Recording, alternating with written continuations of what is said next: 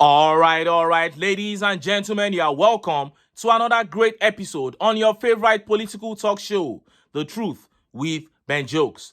Now, the tension in Delta State persists as soldiers are reportedly tearing down communities after 15 soldiers were killed. But the people of Ukwama have a different story to tell from what the military reported earlier.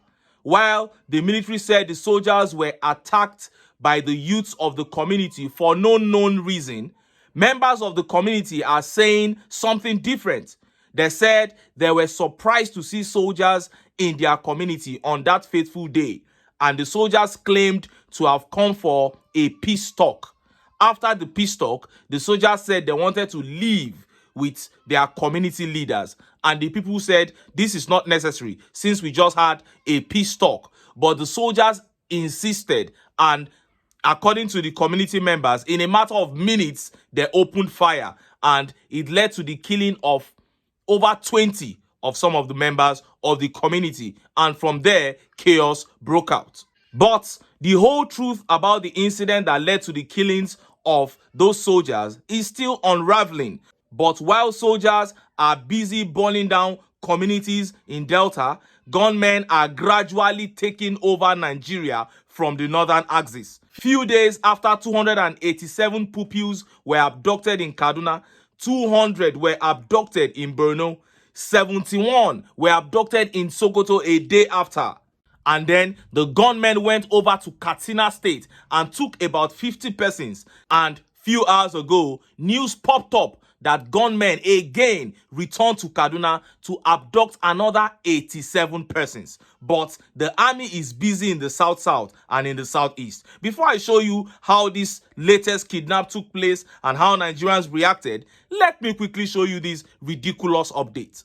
Governor SANWO urges Nigerians to be prayerful amid worsening hunger, economic hardship.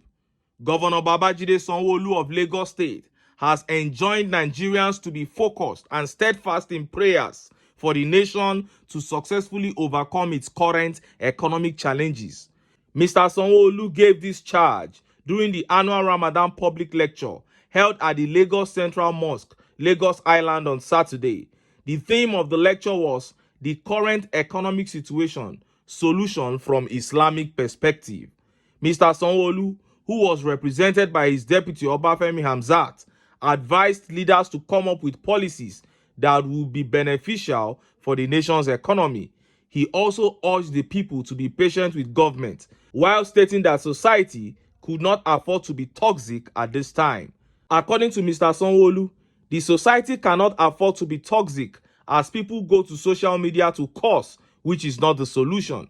The solution is for us all to come together and pray so that things can be better for our country. The reality of things is that the withdrawal of subsidy, which we have been used to for decades, will come with challenges. So my advice is that we sustain what we are doing, be prayerful and be focused, and I am sure that very soon things will change for the better, the governor said. He agreed that the direction of the present administration was good, saying that things will be tough before it got better. My prayer is that Almighty Allah grant our leaders the strength and fortitude to keep pursuing the right path for the nation to come out of the present situation. Earlier, the guest lecturer, Sheikh Mujitaba Giwa, urged Nigerians to be patient and be more prayerful as the present economic downturn being experienced was a test from Allah. He noted that Allah tempted nations that were not truthful and harbored unbelievers who are always committing acts that are considered ungodly. The Islamic cleric cited vices such as men dressing as women, indiscriminate kidnappings, killings, among others. Allah tests every nation with 5 things, namely fear, hunger, destruction of currency, death, and bad harvest. But any nation that seeks the face of Allah and does His will, He is always ready to heal their land and remove hunger, poverty, and deprivations, the cleric said. Can you now see that these people are not well? Nigerians are suffering as a result of bad leadership, and Sanwo-Olu is saying we need prayers. They said it is a test from Allah. They even listed men dressing as women, cross-dressers, as one of the reasons we are having economic challenges. This is madness. And look at how Nigerians reacted. Look at some of the tweet reactions. And this tweet by Omoya teacher says, the worsening hunger and economic challenges in Nigeria have nothing to do with prayer. The aging and current challenges in Nigeria stem from poor governance, resource mismanagement, and system manipulation over time, which we are also currently witnessing under Tinubu's administration. That is the truth. And the Naija guy here says, Nigerians should keep praying so politicians can steal in peace. Meanwhile, your northern governors are negotiating with terrorists and bandits. What a shame. And this tweet here says, be prayerful when you are busy lavishing taxpayers' money on birthday that will not yield any profit in the state or country. They are just being deceptive. I just hope that one day the common man will wake up. Now, let us look at how terrorists launched a fresh attack on Kaduna State and kidnapped 87 people. Look at how the papers reported it. Just in, terrorists kidnapped 87 in fresh Kaduna attack. Terrorists on Sunday night kidnapped 87 people after launching a fresh attack on the Kajuru Station community in Kajuru local government area of Kaduna State. A member of the Kajuru Station youth, Hari Sudari, confirmed the incident to our correspondent on Monday in Kaduna. Harisu said the terrorists also broke into some shops and stole food items and other valuables. He said they invaded the village around 10 p.m. The attack came barely 2 days after 15 women and a man were abducted in the Dogonoma community of the same local government. Kajuru and Chikun local government areas had, in the past 2 weeks, become the hotbed of kidnapping, causing tension in the state. Harisu explained that no contact has been established yet with the 87 locals abducted on Sunday night. As of the time I visited the community this morning, security operatives have not been drafted to help restore the confidence of the villagers. The villagers are traumatic with the sad development. The government needs to re-strategize in tackling these terrorists, he said. The terrorists had in 2 weeks kidnapped over 172 villagers. When contacted, the state police public relations officer, ASP Mansir Hassan, did not respond to calls or text messages sent to him by our correspondent as of the time of filing this report. Now, you heard that. The reporter said by the time he got to the community, security forces had not even been sent there to give the people succor.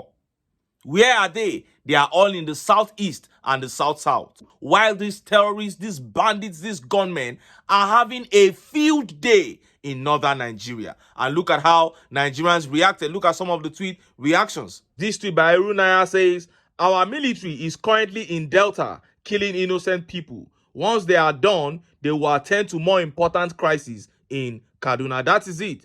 And this tweet here says, the soldiers are in Delta community showing muzzles, while terrorists are in Kaduna doing their master's job. A very brilliant country. And this tweet here says, the military all in Delta leveling a community to the ground while people are dying every day in Kaduna. What a shame. I really don't know what is going on here. And this tweet here says, I don't know how people survive in northern part of Nigeria. It beats my imagination. These people can hardly go a day without terrorist attacks. Forget these little cases that we see reported in the mainstream media. These people cannot even as much as sleep with their two eyes closed. They cannot as little as breathe in those areas. Another thing that shocks me is how the North has not unanimously rejected the APC. Or maybe they will next time out. And this tweet here by Omoba Adele says, nobody mumu like Kaduna people are begging. This has been happening for years and yet they remain docile, waiting for useless government to come to their rescue as if they ever did. Mumu people, make kidnappers, bandits, Boko Haram, go Niger Delta, go they kidnap their people and let's see. This guy is saying Kaduna people should wake up in their might and fight against this. It's not that easy, bro.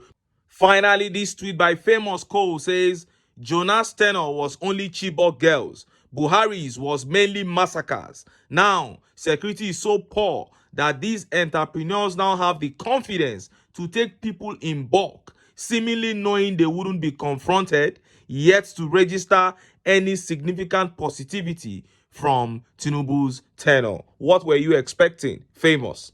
Personally, I would be surprised if the APC, no matter how long they rule this country, are able to record just one significant positive achievement. I'll be very, very surprised, because that is not why they came. They came to steal, to kill, and to destroy. We are still monitoring the situation in the affected communities in Delta State. Massive protest is going on right now in Asaba. The military has since come out to deny burning down the communities in Delta State, despite pictures and videos being littered everywhere on the internet. Stakeholders like Femi Falana and a lot of other people have come out to say that military should not go on a reprisal attack in the communities in Delta State. And we hope that normalcy is returned in no time. But until then, make I still enter town. Make I go get some ogbonge political news wey una go like. Why? Because of una. Now I dey here, so don't go away. Don't go away.